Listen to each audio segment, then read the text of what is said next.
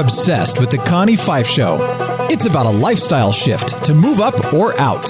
Hey, what's your jam? What's the one thing that really drives you? What makes you unstoppable? It's about opening a new door to live your dream. People give up way too early on their dreams. It's about enjoying the journey. It's about keeping it real. Damn, now the interviewee is interviewing the interviewer. I like this. It's all about you. I knew there was something else I wanted to do. Stop taking shit so seriously. Y'all can do this. Take an outrageous look at life and laugh. This is the Connie Fife Show. We love your voice. We love your jam. You need to be on radio. And now your host, Connie Fife.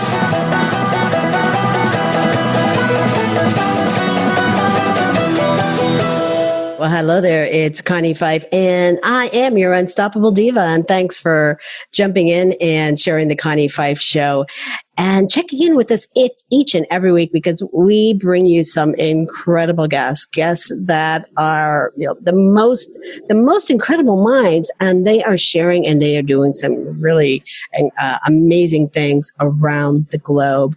And our guest today, excited to introduce him. He's Dylan Slattery. I'm just going to put it right out there right now from the beginning. And I just been amazed with this guy right from the very beginning. He has a story.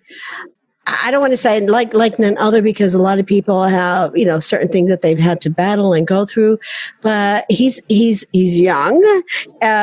He's in his 20s, and he's gone through a lifetime of adversity, and he's going to share a lot more of that with you today. So we're going to just jump right into that right now. And Dylan, I want to thank you for being here with us on the Connie Fife Show. Connie, thank you for having me. It's an honor, and I think it is. We all have a one of a kind story, but I think we all have something, and that's what I believe, is that adversity is something we can all relate to. It's not what we go through; it's how that adversity makes us feel, and that's something that each and every person can relate to. And they can. It's how they feel. How when you go through that, and how it makes you stronger on the other end. And again, you've gone through so much in your young life, and like I said, I mean, it's a lifetime of everything that you've done. So, and you have a couple of projects that you're working on, really bringing awareness to cancer. So, if I could just stop there, really just jump back and let our listeners know exactly what it is that you've gone through, so they know what we're talking about, that it's not a secret just between us, but let them know what it is that you've gone through in the last couple of years.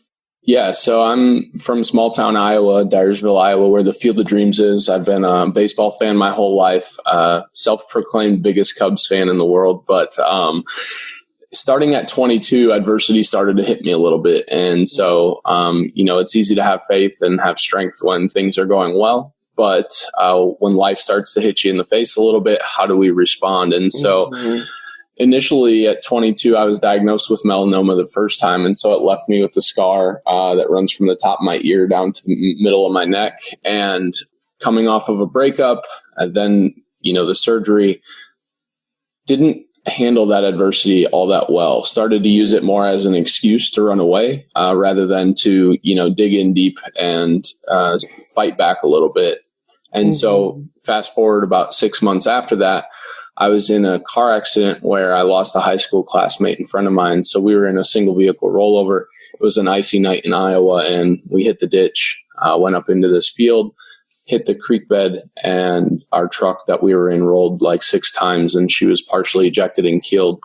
And so I got to share the last moments of her life with her, and it was something that I'll never forget, that'll never leave me. And just another thing where initially some of the things with survivor's remorse and PTSD, where you're angry and asking why me, and almost to the point where I was wishing that I was taking in the vehicle rather than her, because that's just where I was at mentally at that point. And that all came to a head the following March. So less than a year after the initial surgery to have the mole removed on my neck, Some friends reached out to my mom, worried that I was either going to hurt myself or take my own life. What they didn't realize was it was the 23rd anniversary of my father taking his own life when my mom was 8 months pregnant with me. So I woke up that next morning to my mom shaking me awake in my college apartment.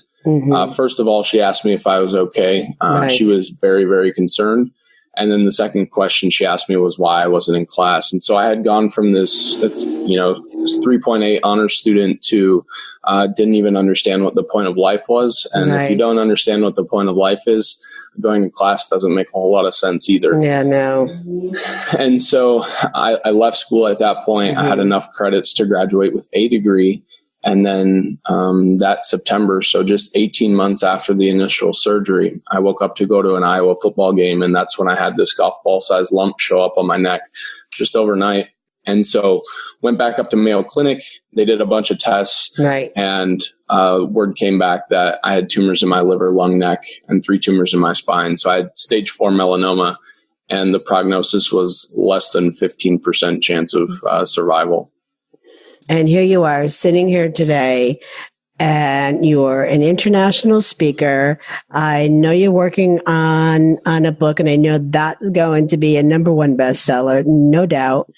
And you also represent a group, you support a group called Haymakers. And I know in 2020, you have a number of projects that you're supporting and working with them on. And it's all about bringing awareness to cancer as well, and the fight for cancer. So I know the first project you're doing an overseas project. Yep. So the organization that I support and Haymakers for Hope is partnering with is First Ascents.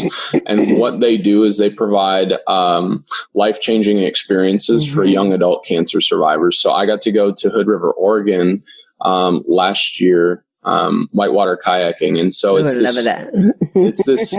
this unique experience where you get 10 to 12 young adult cancer survivors together. So you all have this unique experience of cancer. But one of the first things that they do is they assign you, or you discover your nickname. And so what it does through this learning a new skill of whitewater kayaking, where on Monday you start on flat water and by Friday you're going down class 3, class 4 rapids. You're starting to create this new identity and leave behind the old one that was defined by cancer, and create this new identity where you're defining the role that cancer is going to play in your future going forward. And so it's this really unique experience. It was truly life-changing for me. And so I just want to provide that same experience to as many other young adult cancer survivors as possible. So that will be in March. I'm going to Patagonia whitewater kayaking with First Ascents. And then in June, I will be stepping into the ring, and Haymakers for Hope puts on an amateur fight.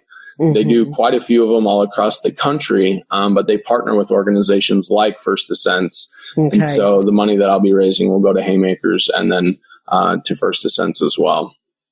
That's such a powerful tool, a powerful message. And what you talked about, you start off on calm water, you hit the rapids, and then you come out on the other end, not allowing cancer to write the next chapter in your life, but you actually writing the next chapter for yourself. And that's such a powerful message that so many people need to hear, because when they go through adversity, whether it's cancer or anything in their life, they come to a point where they allow that to define who they are. And you really, we really can't allow that to happen. We really need to move forward and move past that. And that's never going to leave us. That really makes us who we are, but it also can make you very stronger. And then as you're doing, you're becoming that voice, you're becoming that advocate, and you're fighting against this horrific, this deadly disease that's out there for young adults. And I mean, let's face it, and we don't want to, that unfortunately it's a high cause disease for a lot of illnesses among kids, young adults, into old folks as well. I've lost both my parents to cancer. So I know what it takes a toll on, the the victim, your family, your friends. So that's why, and this makes me so grateful to be working with you. And just so everyone is aware, Dylan is also an international speaker and also is represented by our agency Talent Concierge. And it is just a joy to have him in our family and representing him around the globe, because we're able to really share him with the world, because he's sharing that message that we can all move forward beyond that. So you talk about mental health and mental wellness, and so many companies are talking about mental health and wellness within the aspect of their organization, whether it's, within the teams or the organization overall. And it's actually one of the hot topics that they're looking for their speakers, for 2020. But why do you think mental health and wellness is so important in the workplace? Yeah, and this is something that one of the studies that First Ascents did with the University of Michigan showed that the three overall themes that they found young adult cancer survivors expressed frustration over is depression, anxiety, and isolation. And I don't think those things are exclusive to young adults with cancer. Mm-hmm. Those are things that adversity brings out in people. And so depression is just this idea, and you touched on it a little bit, of just being stuck in the past, thinking that something that we've gone through, whether it's cancer or anything else, that we may not be proud of, defines us. Mm-hmm. And so if we can get past that and understand that adversity is something that's on the way, it's not in the way. And so when we can, I love that. When we can move past that and see that it played we can start to define the role that it plays in our life rather than have it define who we are. The other thing is anxiety is something that we hear a lot of. It's a big buzzword today. Okay. And I think anxiety comes from a lack of progress or feeling like you're not making a difference. Okay. And so if we can understand, so you talk about a company or a team, sometimes we feel like we get lost in the shuffle and that what we do on a day-to-day basis isn't making a difference. And so if our leaders at work within the teams can understand that our people have lives outside of work and goals outside of work, and if we can help to know our people for who they are and what's important to them, we can start to align their goals with the company goals. And what we see is that performance goes through the roof when we can understand that our work does make a difference, because it becomes a give and take where the work that we're doing every day helps the company get closer towards their goals, and the company is helping their people become whatever it is, better family members, people in the community, husbands, wives, fathers, etc. And it's an interesting comment. Decades ago, I mean, if we were to go and talk about generational in a workplace, and that's a big conversation that they're having around that in communication. But going back to the baby boomers, in the workplace, it was, I remember, when I first stepped into the workplace, it was you leave your personal life at home and work is work. And, and when it comes to at the doorstep, you have to separate the two. But what I'm just hearing you say, and I very much agree with that, is we are one person.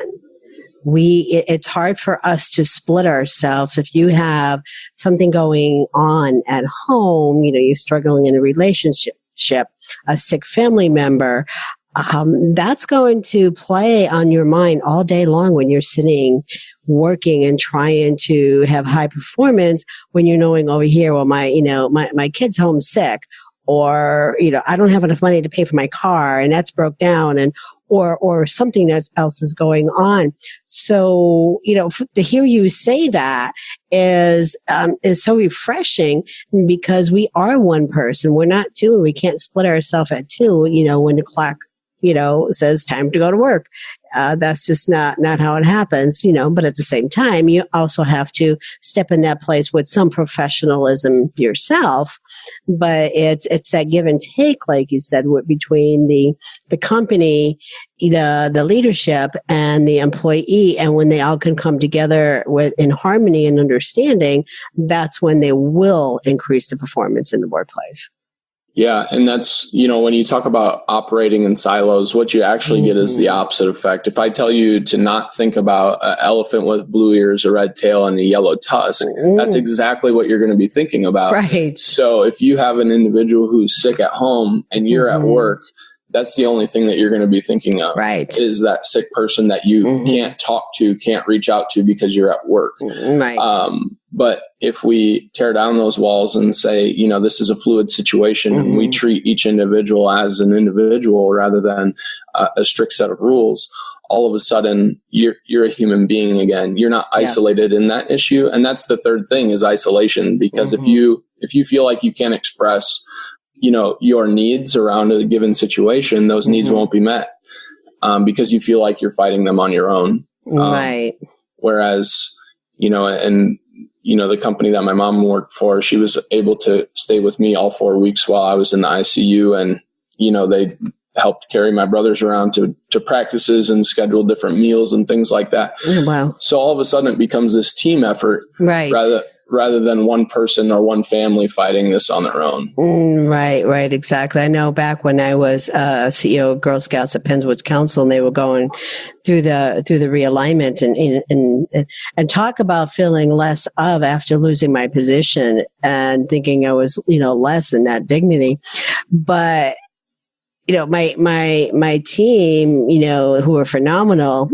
We all knew we were losing our jobs at the end of the year. So we had to work a full year, high productivity, and deliver and serve our members knowing that we weren't going to have a job. And, and I sat there and I thought, how am I going to get anybody to do anything? I mean, they're going to be like, well, I'm going to lose my job anyway. Why should I do this? But I mean, and you made the point, understand, the people where they are at. In this case, I had to sit with them, and I started sitting with them individually and, trying to find out what their concerns were, their fears were. One had a sick mom at home that she was caring. Her mom had cancer. And she's like, I just need, a Friday off so I can get a massage, because between work, taking care of mom, the family.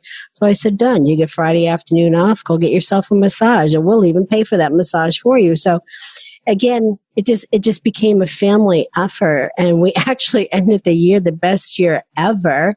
And then it was, okay, and then the realignment happened, but that's a different conversation. But yeah, it is so true. I mean, organizations need to really come together, and that's where they will really be powerful teams. The Connie Fife Show is heard everywhere. You can find The Connie Fife Show on most of your favorite networks.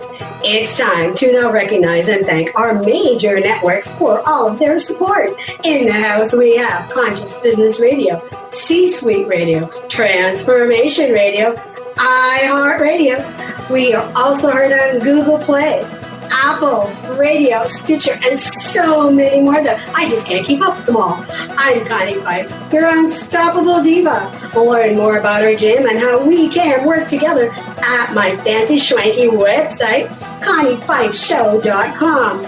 I'll see you over there. Until then, like, share. Now back to the show.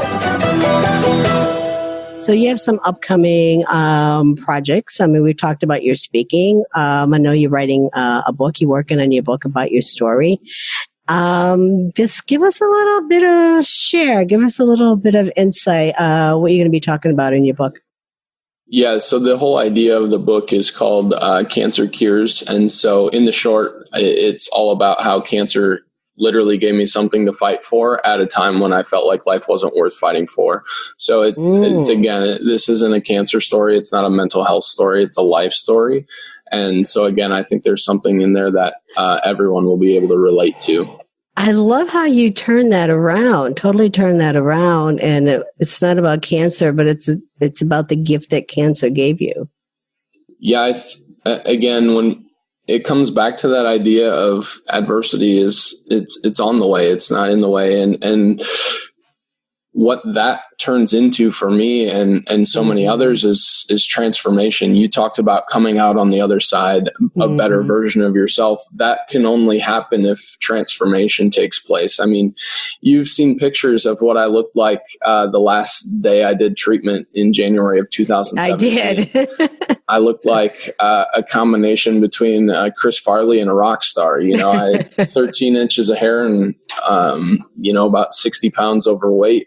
And even though I had beaten cancer, my journey wasn't over. And so it was one of those things where I carried my experience of cancer and really, getting my butt kicked every day in treatments, but also understanding that the work that you put in each and every day can have long-term effects. And so, I didn't beat cancer with one treatment. It was about 60 treatments over the course of 3 years. Okay. And taking that same idea of, trusting the process to the work that I was doing on my body and my mind and in other areas of my life, it all translates. And I think that's where this idea of adversity being a universal experience can really take hold, and people can start to see that and how it works. Wow, it's again so powerful. Yes, and I did see your before and after pictures, and I actually had that's Dylan. I get that a lot. That's not even you. Was no. Me. It's the old me. Right. That's the old me, the old you. But what I see from that picture, from the Dylan that I know now, I see a young man with a lot of confidence, who is strong, has a lot of courage. And again, is stepping in that ring, stepping in that arena, and is fighting back, and is sharing your message with other teams, corporations, and again, the biggest Cubs baseball fan. Yeah, I think that confidence comes from a lot of different things. One of it is just the why behind it. I never got to meet my father, and so. My understanding of what suicide is and how it can have an impact on not only the person that suffered from suicide, but also the people around them. I think that's another one of the goals that I'm trying to achieve, is trying to reframe the idea of what it actually is. And so when you bring a why that powerful to the stage each and every time with you, I always tell people this is a calling that I'm trying to turn into a career. So, well, you definitely are doing that. So finish the sentence for me is, I am unstoppable because. I'm unstoppable because I've looked death in the face, and I understand the power of a moment. And I think that's what this story can do for people, is to understand that you don't have to go through the life-changing experience of having cancer. There's small adversities that we face each and every day that we don't even realize because we're stuck on autopilot. But when we can take a step back and understand that we each have our own values that we bring to the table, and when we start to operate around those values, it makes each decision that we face much easier. Does this bring me closer to the person that I'm becoming, or does it cause me to take a step back? And so when we can start to see life that way, we can start to see progress in the little moments, and momentum is a real thing. There was times in my journey where I could feel the momentum turning, like I knew I was going to beat the disease. It was only a matter of time, but I still had to continue to put in the work. And that's true for just about anything, including, business and speaking. It's never, growth is never linear. It's usually right after we want to give up that things start to take off. That's right.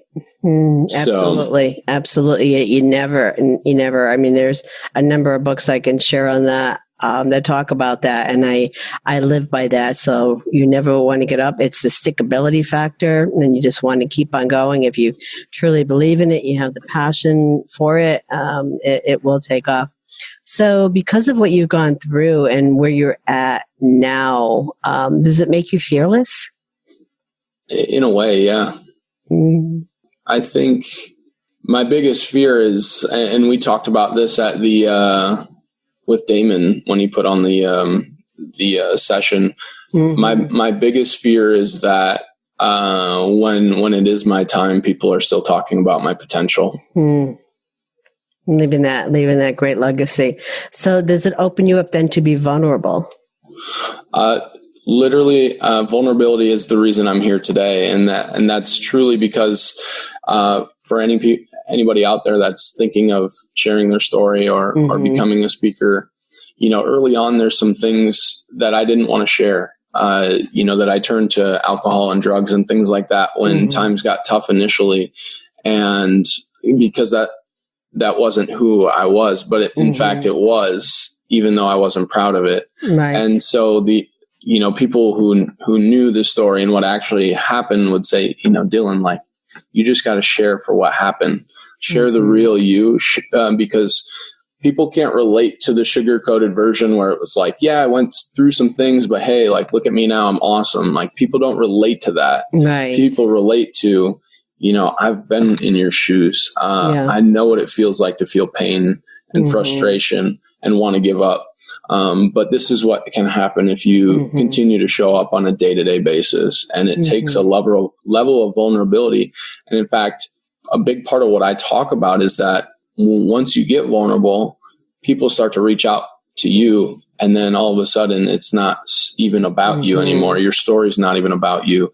And so your level of accountability goes through the roof because you're not just showing up for yourself. You're showing up for everyone who's relying on you as a source of strength too. Yeah. And you bring up a really good point that, there's a lot of people that can be mean spirited. And like you said, you went down the path of, heavily drinking for a bit of time. And there are those around you that are your truth tellers that are going to say, Dylan, they want to lend a hand, pull you up and help you to get you to where you're at today. So who's your cabinet of truth tellers? My mom is definitely one of them. There was another speaker, a mentor of mine early on, that when I was sick, he was a baseball coach first. Then his story got featured in a movie about their final season. And so he told me and kind of planted the seed. It didn't make a whole lot of sense at the time, but so often in these stories, you look back and you start to see where the pieces started to add up a little bit. And so he definitely planted the seed when he said, Dylan, someday you're going to look back on this, share the story, and impact other people with the story that you've gone through, implying that I was going to overcome it. And that was something that I was very particular about through my journey, is protecting the energy. And so if people didn't, and I had a very tough conversation with my mom about that too. Because right after I was diagnosed stage 4, she went and met with a mother of a friend of mine who passed away at 20 from melanoma, the same cancer that I had. And when she came back from that, it was like I was already dead. So she had kind of, she had let that get to her, thinking that I was going to end up like he was. And she'll tell you, like, I had a very stern conversation with her, even when I had no reason to believe that I was going to survive. I just was very straight up with her and said, there's one of two ways we can go about this. You either are on my team and believe in me, or you're against me and you don't. And that was the two choices that not only she had, but everyone had. And so that's kind of the extreme measure that I took to make sure that I protected the energy in the room. In fact, I don't know if I've shared this story with you, but I even had a nurse removed from her shift because the energy that she brought to my room when she was there just wasn't good. So, well, good for you for doing that and stand, even in the bad, But I mean, you stood for yourself and you knew that, and you knew what was good for you, and you were going to fight it and fight through it. So, if we could put anything on a T-shirt about you, what would it say? One of the shirts that I wear when I speak, when it's not completely formal, underneath my jacket, I wear a shirt that says, "Fear is a liar." It's the song that I walked up to at your event by Zach Williams. And I just think it's so true. We can let fear dictate our lives, or we can call fear out for the lie that it is and live life by our own rules, because when we start to, the story that we tell ourselves is everything. If you're telling yourself a story of that you're the victim, that's certainly the story you're going to see. Mm-hmm. And this is true not only in our own lives, but we can see it play out right now. Depending on the channel that you watch the news is the story that you're getting, right? Right. And it's a self-fulfilling prophecy where you see the news you want to see.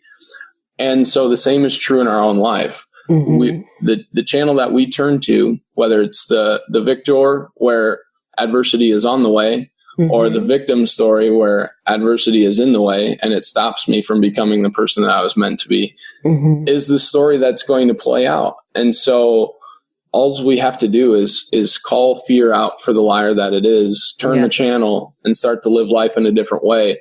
And all of a sudden things will start to shift for us. Absolutely. And as you know, I'm a very strong advocate for Beyond Me Too. And that's the absolute reason that I do that, because you need to move beyond that. You need to, kick fear in the pants and move on, and, everything else that's negative around that, and pushing that negative energy out of your life, just like you did. That's really what we need to do. So you really live bravely. You're living your truth. You're sharing your message on a speaking platform. You have a podcast.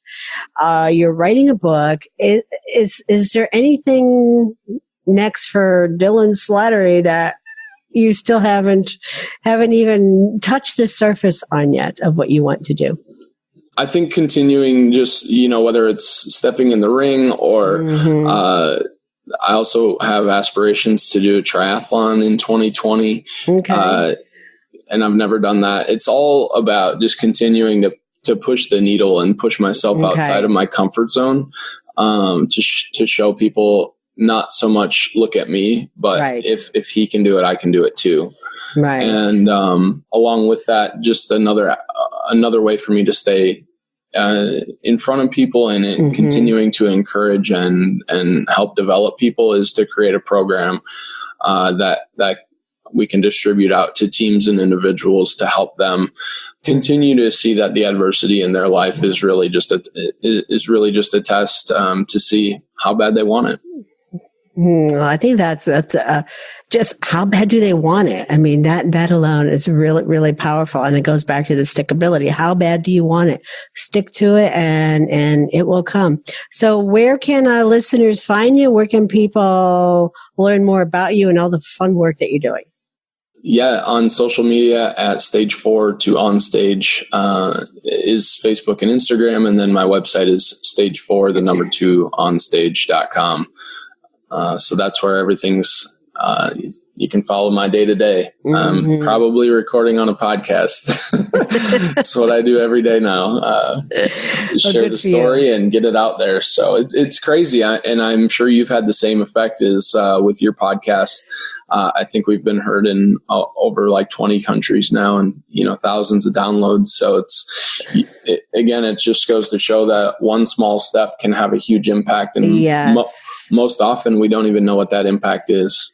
No, and we don't. A lot of times we don't know. And so, but you're definitely making a change in the world, one step at a time. So I want to thank you for being here, Dylan. Truly a pleasure. I love working with you. You're just amazing, and you continue to impress me every day. Thanks, Connie. And I'll just challenge your audience before I leave. And it's the same challenge that I offer my audience each and every time is we all have a choice. In a world that's truly filled with cancer, we can choose to be a cure. And it starts in the small moments. It's beautiful. Thank you. Well, that's all we have for today. And thank you for being here. I'm Connie Five, your recovering C-suite CEO, corporate CEO, and we continue to move ideas forward, and we are keeping the passion of life activated. And if you haven't checked it out yet, you want to head over to talentconcierge.co, because we have the best of the media, marketing, and branding, and working with our talent to get them busy, booked, and seen. I'm Connie Five, and I'm going to leave you with this really just a brief message. When we touch a heart, we change a life. When we change a life, we become unstoppable together. Until next week, have a good one and be kind to each other. Bye-bye.